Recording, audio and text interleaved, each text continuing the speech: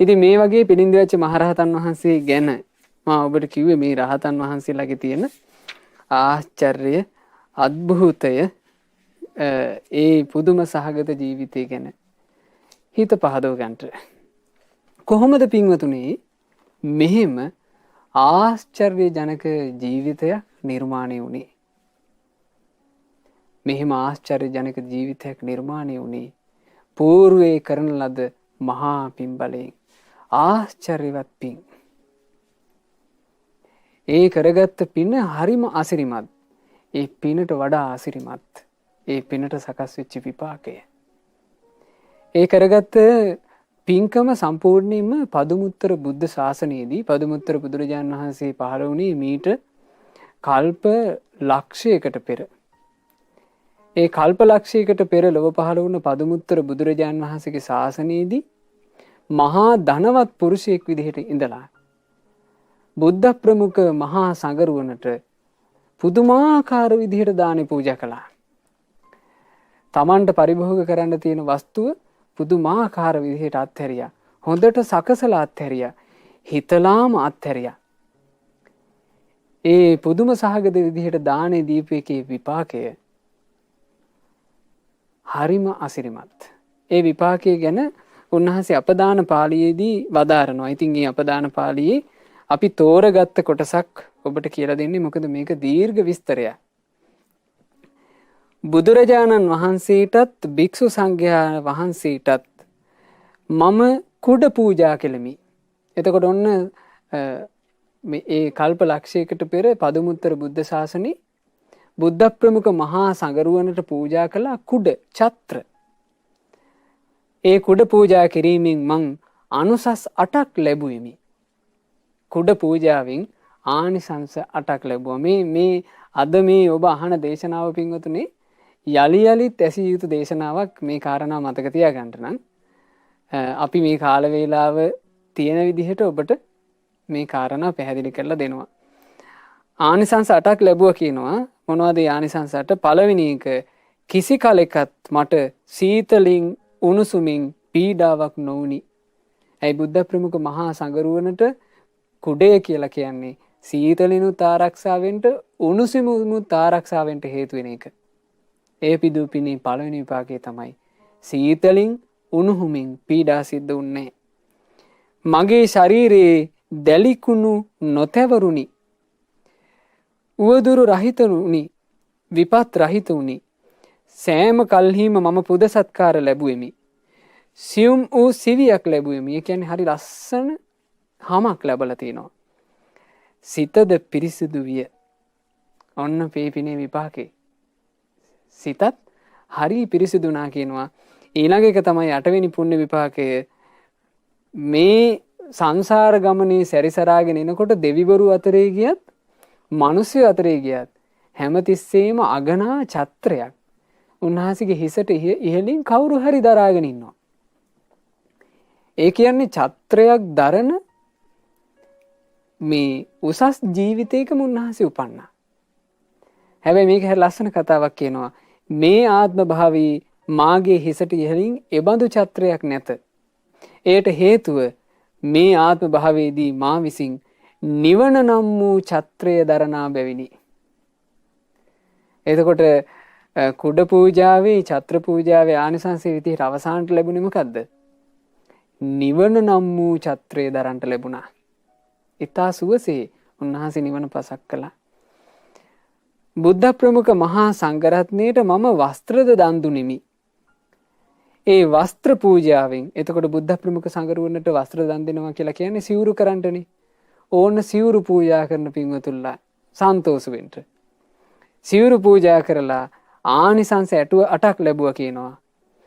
සසරේ උපන් සෑම ජීවිතයකම මගේ සම රන්වන් පැහැති විය. එහෙනම් අපිට තේරෙනවා පිළින්දි වච්ච මහරහතන් වහන්සේත් රත්තරන් පාට හමක් තිබ්බ කෙනෙක්.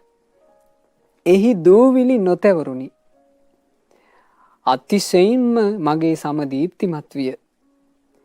එසේම මම ඊතා ප්‍රතාපවත් උනේමි. ප්‍රතාපවත් වුණා කියලා කියන්නේ දුටු දුටුවන්ගේ netsit පැහැර ගන්න තරම් හරි ලස්සනයි. මගේ සිරුර අතිශයින්ම සිනිදු විය.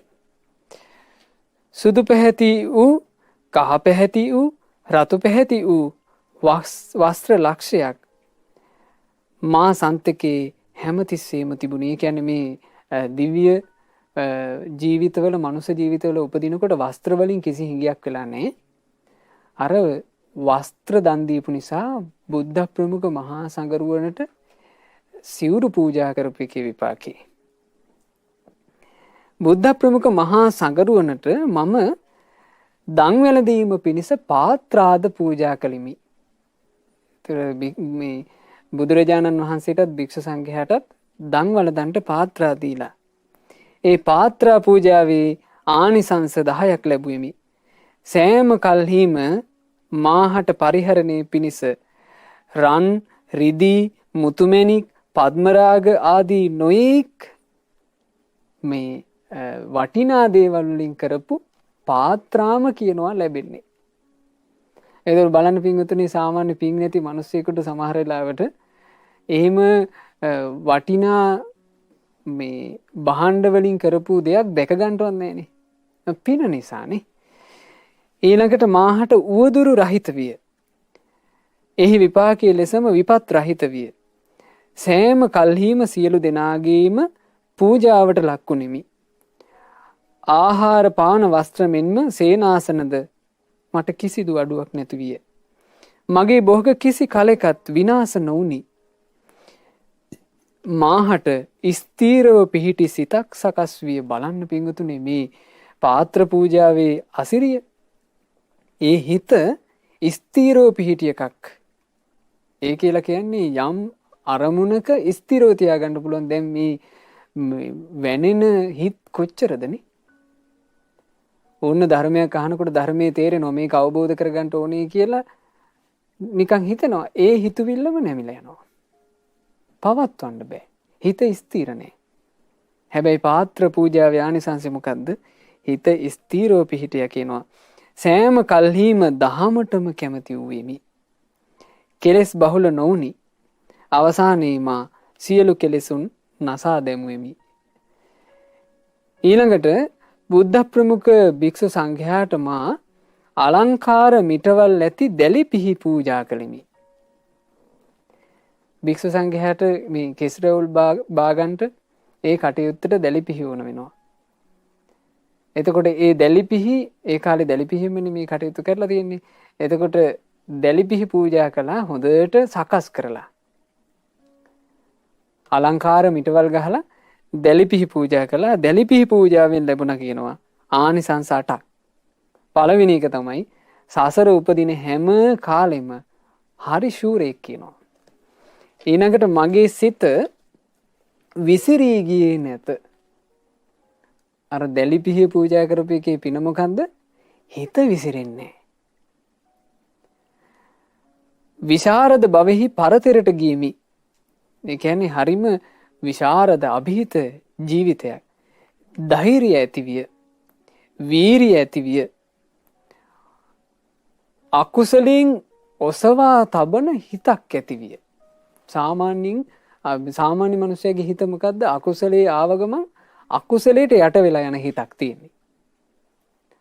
සාමාන්‍යයෙන් මේ මනුස්සයාගේ ස්වභාවය තමයි, මේ සංසාරගත සත්වයාගේ ස්වභාවය අකුසලයේ කියන එකට මේ සංසාරගත සත්වයා හරි ඉක්මනට ඇඹරිලා යට වෙලා යනවා.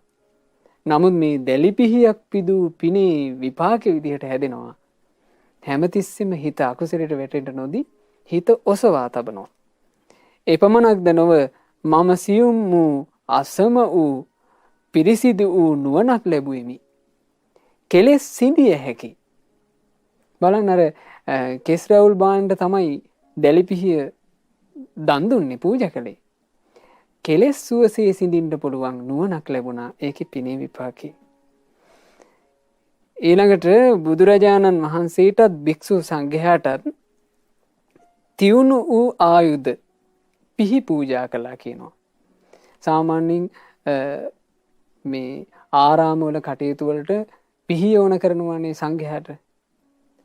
එතකොට පිහි පූජා කළා, මනාකොට සකස් කරලා ප්‍රයෝජනෙට ගන්නට පහසු වෙන විදිහට හොඳට කැපෙන්න. දැන් පිහියක් කිව්වම මේක කැපෙන්නේ නැත්නම් ඇති වැඩක් නැහැනේ. එතකොට මේ හොඳට කැපෙන විදිහට සකස් කරලා පිහි පූජා කළා. එයින් මම ආනිසංස 10ක් ලැබුවෙමි. ඒකට ලැබුණ කියන ආනිසංස 10ක් සංසාරේ. මොකක්ද ඒ ආනිසංස 10? යහපත් වූ සිතක් ලැබුවෙමි. පළවෙනි ආනිසංසය තමයි හොඳට මේ පිහි සකස් කරලා පූජා කළා. ඒකේ පළවෙනි ආනිසංසය තමයි හොඳ යහපත් හිතක් ලැබුණා. වීරිය ලැබුවෙමි. ඉවසීම ලැබුවෙමි. මෛත්‍රිය නම් වූ අවිය ලැබුවෙමි. බලන්න ලස්සනනේ. ඒ පිහි පූජාවේ ආනිසංසයේ විදිහට තියුණු පිහි පූජා කළේ. තියුණු පිහි පූජා කරපු පිනේ විපාකයේ විදිහට මේ ජීවිතේ මේ සංසාර ගමනක යන ජීවිතේ විශාල ආරක්ෂාවක් සපේන මෛත්‍රිය කියන අවිය ලැබුණ කියන මොකද පින්වතුනි මෛත්‍රිය කියලා කියන්නේ සංසාරේ බෝසතාණන් වහන්සේ නම පාරමිතාවක් විදිහට පුරන එක. මෛත්‍රී කියන එක පුදුමාකාර ආරක්ෂාවක් රැකවරණයක්. ආන්නේ මෛත්‍රී කියන මහා අවිය. ඒවා සුළුපටු අවි නෙවෙයි සාමාන්‍ය අවි වලින් මේ බාහිර ලෝකෙ යුද්ධනේ කරන්න පුළුවන්නේ. ඊළඟට සාමාන්‍ය අවි වලින් බාහිර ලෝකෙ දේවල්නේ කපන්න පුළුවන්නේ. මෛත්‍රී කියන අවියෙන් කෙලෙස් කපන්න පුළුවන්. ආන්ගේ අවිය ලැබුණා කියනවා. ඒ වගේම වජ්‍රයක් හා සමානව හොඳ වජ්‍රයක් හා සමානව හොඳට කෙලෙස් කපලා දාන්න පුළුවන් තියුණු නුවණක් මට ලැබුණා. බලන්න පිරිනිවැච්ච මහරහතන් වහන්සේ අරහත්ත්වයටපත් උනේ ඊතා සුවසේ. කෙලෙස් ඊතා සුවසේ කපලා දැම්මා. එතකොට ඒකට පින සකස් වෙලා තිබුණා. ඒ පින රැස් කරගත්ත විදිහ තමයි අපි මේ ඉගෙන ගන්නෙ. ඊළඟට බුද්ධ ප්‍රමුඛ මහා සංඝරත්නයේට දැන් අපි ඉගෙන ගත්තේ පිහි පූජාවේ ආනිසංස. ඊළඟට තව පූජා කරලා තියෙනවා බුද්ධ ප්‍රමුඛ මහා සංඝරුවනට ඉදිකටු පූජා කොට මං ආනිසංස 5ක් ලැබුවෙමි. බුද්ධ ප්‍රමුඛ මහා සංඝරුවනට ඉදිකටු පූජා කළා. මොකද ඉදිකටු වලින් කරන්න බොහෝ කටයුතු සංඝයාට යෙදෙන නිසා. සිවුරු ඉරුණහම් මහ ගන්න ඕන. ඊළඟට සේනාසනවල කුටිවල තියෙන සමහර වෙලාවට මේ ජනෙල් රෙදි ආදී ඒ රෙදි තියෙනවා. ඒව මහ ගන්න ඕන. ඒ කටයුතු වලදී පාවිච්චි කරන්න ඉදිකටු පූජා කළා. ඒ ඉදිකටු පූජාවේ ආනිසංස විදිහට ආනිසංස 5ක් ලැබුවා කියනවා. සෑම කල්හිම මට සැක නැති විය. ඉදිකටු පූජාවේ ආනිසංසය සැක නැති වුණා කියනවා.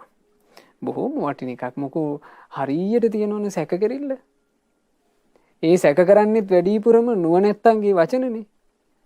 නුවණැත්තන්ගේ වචනේ ස්වාක්ඛාත ධර්මයේ සැක කරනවා කියන එක කොච්චර ප්‍රශ්නයක්ද ධර්මයේ පුරුදු කරන්න.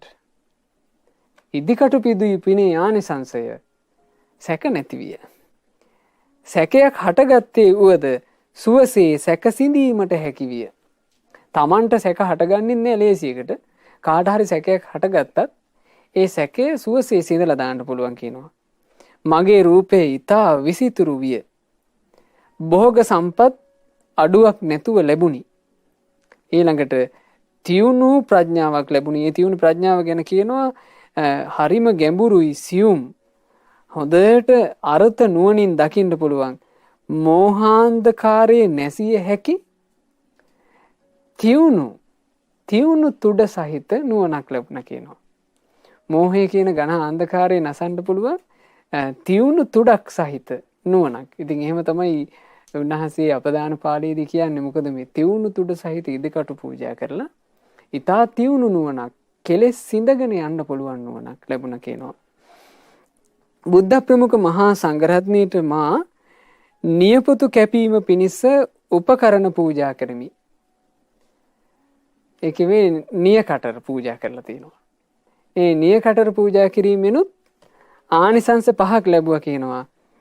ඒ ආනිසංස 5 තමයි බොහෝ දැසිදස්සෝ ගවයෝ අශ්වයෝ බැල මෙහෙවර කංකරන්ට පිරිස මේ කරණමෑමියෝ මේ හැමෝම ලැබිලා තියෙනවා. දැන් මේක තියෙනවා මේ ආනිසංස තමයි ලැබිච්ච ලාභය. මේකේ සුවසේ මේ සංසාරගත ජීවිතේ සුවසේ ගත කරන්න ඕන කරන හැමදේම සේවක කාරකාදී හරි පහසුවෙන් ලැබිලා තියෙනවා. ඒ කියන්නේ පින්වතුනි කටයුතු වල පහසුවට ස්වාමියෙකුට දැසි දස්සෝ පහසුවෙන් ඉන්න ඕන කීකරු. පහසුවෙන් දැසි දස්සෝ ලැබුණා. ඊළඟට සත්තුන්ගෙන් කරන කටයුතු තියෙනවා. ඒ කටයුතු වලට සත්තු පහසුවෙන් ලැබෙන්න ඕන. ගවයෝ අශ්වයෝ වගේ සත්තු පහසුවෙන් ලැබුණා. ඊළඟට තමන්ට සේවා කටයුතු කරන්න සහ තමාව ආරක්ෂා කරගන්න ආරක්ෂක පිරිවෙල ලැබෙන්න ඕන. ඉතින් බැල මෙහෙවරකම් කරන බැලයොයි ආරක්ෂකයොයි පහසුවෙන් ලැබුණා. හතරවෙනි ආනිසංසය තමයි තමන්ට රහට කාලා ඉන්න හොඳට බත් පිසින්න පුළුවන් අය ලැබෙන්න ඕන. හොඳට බත් පිසින්න පුළුවන් හොඳ සූප වේදීන් ලැබුණා. ඊළඟට මේ ලස්සනට පිළිවෙලකට ඉන්න කරණ වෑමියෝ ඕන. හොඳ කරණ වෑමියෝ ලැබුණා මේ සංසාරේ. ඊළඟට බුද්ධ ප්‍රමුඛ මහා සංඝරුවනට මා අලංකාර වූ මේ වටාතු පවන් ගහගන්න. දැන් වටාත කියන එක ඇත්තටම පාවිච්චි වෙන්නේ භික්ෂුන් එකල පාවිච්චි කරලා තියෙන්නේ මේ වටාත්ත කියන එක මේ හරි උණුසුම්නේ දැන් ඉන්දියාවේ ඍතු විපර්යාස සිද්ධ වෙනකොට. එතකොට මේ උණුසුමට පවන් සලා ගන්න තමයි මේ වටාත්ත ඇත්තටම පාවිච්චි වෙන්නේ. ඒ වටාතු ඊළඟට ඒකට විජිනිපත කියනවා. මේ වටාතු පූජා කරලා ඒ පූජාවෙන් ආනිසංස 8ක් ලැබුණා කියනවා. බලන්න මේ වටාතු පූජා කිරීමේ ආනිසංසය සීතලෙන් උණුහුමින් කිසි පීඩාවක් උන්නේ නැහැ කියනවා සංසාරේ. ඇයි පින්වතුනි සීතල උණුහුම නසා ගන්නට මේ වටාත් පූජා කරන්නේ. එතකොට ඒකේ ප්‍රතිඵලයේ විදිහට ලැබෙනවා විපාකේ සීතල උණුහුමෙන් පීඩාවක් උන්නේ. ශරීරයේ කිසිම දාහයක් ඇති උනේ නැහැ. ඊළඟට ශරීරයේ පමණක් නොවේ සිතේද කිසිදු දාහයක් හටගත්තේ නැහැ. හරි ආශ්චර්යමත්. මොකද ශරීරයේ දාහ නම් ඉවසන්න පුළුවන්. හිතේ දාහේවල් හටගත්තාම ඉහිලුම් නෑනේ. මේ වටාත පිදූ පින හිතේ දාහයක් හටගත්තෙත් නෑ. ඊළඟට රාගගින්න, ද්වේෂගින්න, මෝහගින්න, මානගින්න, දෘෂ්ටිගින්න කියලා කියන මේ සියලු ගිනි මා සුවසේ නිවා දෙමුෙමි. ඒ තමයි වටාතු පූජා කරලා ලැබූ ආනිසංසය. බුද්ධ ප්‍රමුඛ මහා සංඝරත්නයේට මොනර පිල් හා සෙමර වලිග පූජා කොට ඒ පිනේ ආනිසංසය ලෙස මා කෙලෙස් නසා දමා සුවසේ වාසය කරමි. ඒ සෙමර සහ මොනර පිල් වලින් මුක් කරන්නේ පවන් සලන එක. ඉතින් ඒකෙමුත් මේ සංඝයාටත් බුදුරජුන්ටත් පහසුව සැලසීමේ පින පහසුවෙන් කෙලෙස් නසන්ට ලැබුණා. ඊළඟට බුද්ධ ප්‍රමුඛ මහා සංඝරත්නයට පෙරහන් කඩ පූජා කළා කියනවා. වතුර පෙරලා පිරිසිදු වතුර වළඳන්ට. ඒකේ විපාක 5යි. දීර්ඝායුෂ ලැබුවා. සොර සතුරන්ගෙන් පීඩාවක් උන්නේ. අවි ආයුධ වලින් පීඩාවක් උන්නේ. වසවිසෙන් පීඩාවක් උන්නේ. හරිම ආශ්චර්යයි. ලැබෙන ආයුෂයේ ගෙවෙන තාක් අකාලේ මැරුන්නේ කියනවා. පෙරහන් කඩ පූජා කරපුවම අතුරු ආන්ත්‍රා හරි අඩුයි. ඔබට මතක ඇති වසඹ රජුරුව ලංකා භූමියේ වසඹ රජුරුව මේ මහා සංඝයාගෙන් අහනවා දීර්ඝායුෂ ලබන්න හේතු වෙන පින කියනවා මහරජේ පෙරහන් කඩ පූජා කරන්න කියනවා. ඒ නිසා මේ බුද්ධ ප්‍රමුඛ මහා සංඝරත්නයට තමයි මේ පූජා කළේ. බුදුරජාණන් වහන්සේ කියන්නේ දක්ෂිනාග්‍ර මහා සංඝරත්නය කියලා කියන්නේ අනුත්තර පින්කෙත. ඉතින් මේ පින් ආශ්චර්යවත් වීම පුදුමයක් නෙමෙයිනේ. ඊළඟට බුද්ධ ප්‍රමුඛ මහා සංඝරත්නයට තෙල් භාජන පූජා කළා. ඒ තෙල් බඳුන් පූජා කිරීමෙනුත් ආනිසංස 5ක් ලැබුණා කියනවා. මනහර රූපයක් ලැබුණා. යහපත් විසිතුරු කටහඬක් ලැබුණා.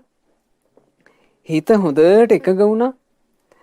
සමාධිගත වුණා. නොකැළඹිච්ච හිතක් ලැබුණා. ඊළඟට හිඳි කුලා ඒ කියන්නේ ඉදිකටු දාන පෙට්ටි පූජා කරලා සිතේ සැපය ලැබුවා. කයේ සැපය ලැබුවා. 4 ඉරියව්වේම සුවසේ වාසය කළා. මේ තමයි මේ ඒ ආනිසංස 3. එකකින් ආනිසංස 3යිනේ ලැබුණේ. දැන් බලන්න අර ඉදිකටු පහසුවෙන් දාගන්න නැත්නම් ඉදිකට කියන එක හරි පුංචි එකන්නේ. ඒක පරිස්සමින් ඇඟේ ඇනෙන්නේ නැති වෙන්න තියාගන්න පහසුව පිණිසයි ඉදිකට දාන පෙට්ටි. ඒ පහසුව සැලසුවා. සුව පහසුවමයි ලැබුණේ. බුද්ධ ප්‍රමුඛ මහා සංඝරත්නයට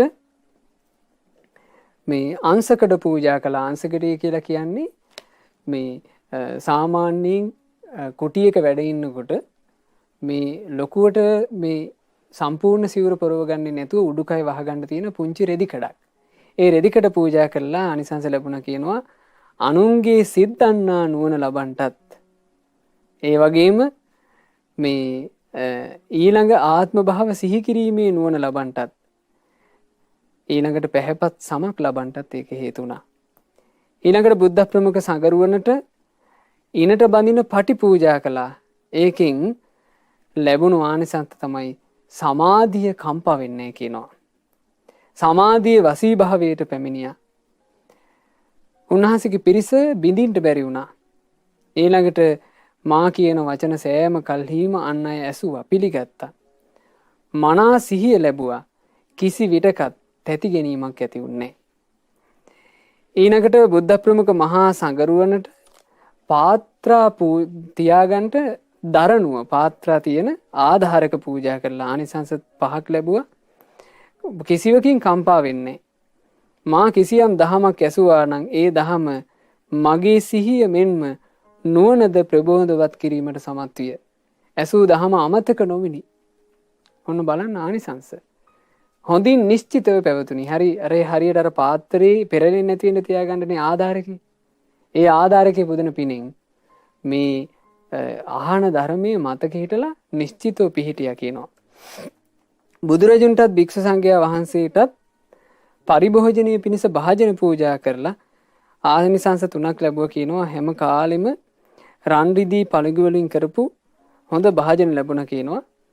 ඊළඟට මේ භාර්යාවන් දැසිදස්සන් ආදී මේ තමන් එක්ක ඉන්න පිරිස බොහොම හොඳ පිරිසක් සහ කාන්තාවේ ලැබුණා කියන්නේ හැමතිස්සෙම පතිවත රකින්න ස්ත්‍රීන් ලැබුණා කියනවා. ඔව් ඊළඟට මේ ශිල්ප ශාස්ත්‍රත් හොඳට ඉගෙන ගන්නට හැකියාව ලැබුණා කියනවා. භාජන පූජා කිරීමේ පිණින්. ඊළඟට බුදුරජාන් වහන්සේටත් භික්ෂු සංඝයාටත් තැටි පූජා කළා.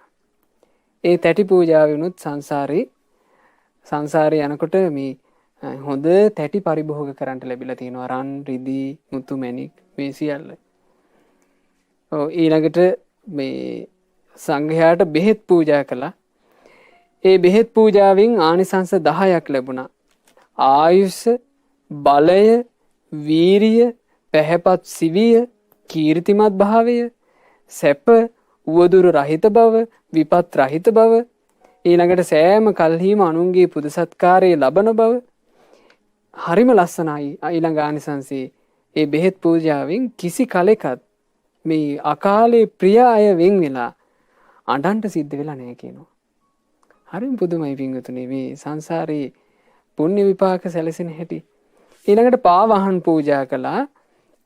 ඒ පාවහන් පූජාවෙනුත් ආනිසංස 3ක් ලැබුවා කියනවා. සුවසේ යානා ලැබුණා. කිසිම කරදරයක් නැතුව යානා ලැබිලා තියෙනවා. මේ නොයෙක් જાතිය යානා ලැබිලා තියෙනවා පාවහන් පූජා කරපු පිණින්. පාවහන කියලා කියන්නේ සාමාන්‍යයෙන් අපි කියන්නේ අද කාලේ සෙරෙප්පු කියලා. ඒ සෙරෙප්පු වගේ එකක් තමයි පාවහන. සාමාන්‍ය ඕන මිනිස්සෙක් දාන සෙරෙප්පු වගේ. ඒ පාවහන් පූජා කළාම ලැබුණේ සංසාර ගමනේ යනකොට පහසුවෙන් යානා ලැබිලා තිනවා. ඊළඟට හොඳ පාවහන් වර්ග ලැබිලා තියෙනවා පරිහරණය කරන්නට. ඊළඟ දේ තමයි පිරිසුදු චරිතයක් ලැබුණා. ඊළඟට මිරිවැඩිත් පූජා කළා. මිරිවැඩිය කියලා කියන්නේ පාවහනට වඩා ටිකක් උසස් එක. මිරිවැඩි පූජා කිරීමේ විපාකයෙන් හොඳට එර්දි උපදව ගන්නට ලැබුණා කියනවා. හරිම ආශ්චර්යයි. ඒ මිරිවැඩි පූජාව තමයි කියනවා උන්වහන්සේට ඉච්චර ලොකු එර්දි බලයක්. එර්දි මේ මිරිවැඩියකට නැගෙන්න වාසනාව ලැබුණා කියනවා. මිරිවැඩි පූජාව. මිරිවැඩි කියලා කියන්නේ පින්වතුනි අර දැන් සේරෙප්පු වලට වඩා ටිකක් උසස් එක. බුදුරජාණන් වහන්සේටත් භික්ෂු සංඝයාටත් දියපිස්නා පූජා කොට මේ රෙදි කඩවල් පූජා කරලා ආනිසංස 5ක් ලැබුවා. ඒ තමයි ලස්සන චවි වර්ණයක් ලැබුවා කියනවා. දැලිකුණු තැවරෙන්නේ නැති. බුද්ධ ප්‍රමුඛ මහා සංගරුවනට සැරයට පූජා කළා. දැන් අසනීපෙන් වගේ වැඩ ඉන්න භික්ෂු සංඝයාට සැරවැටියවනු කරනවානේ. සැරයට පූජාවෙන් ආනිසංස 6ක් ලැබුවා. බොහෝ පුත්‍රයන් ලැබුණා. කිසිම තැති ගැනීමක් උන්නේ නැහැ. කිසිවෙකුටවත් මාව මඩින්න බෑ කියනවා. ඊළඟට හොඳින් ආරක්ෂාව ලැබුණා කියනවා.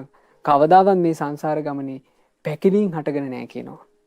ඒ වගේම මගේ හිත කිසි කලෙකත් බියටපත් නොවුනි.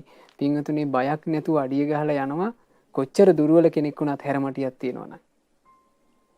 එතකොට මේ හැරමිටිය පූජා කරපු එකේ පින තමයි බිය තැති ගැනීම හටගන්නේ. ඊළඟට මේ විදිහ පින්වතුනි මේකේ ලොකු විස්තරයක් තියෙනවා.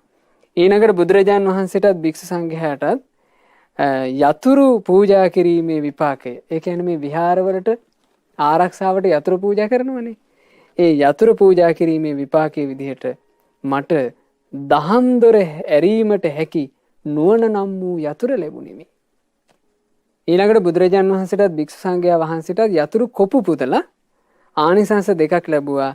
සසර සැරිසරු මට ක්‍රෝධය බහුල නොවුනි, වෙහෙස කර බවක් නොවුනි, පීඩා නැතුව සැනසෙල්ල ඉඳලා තිනවා.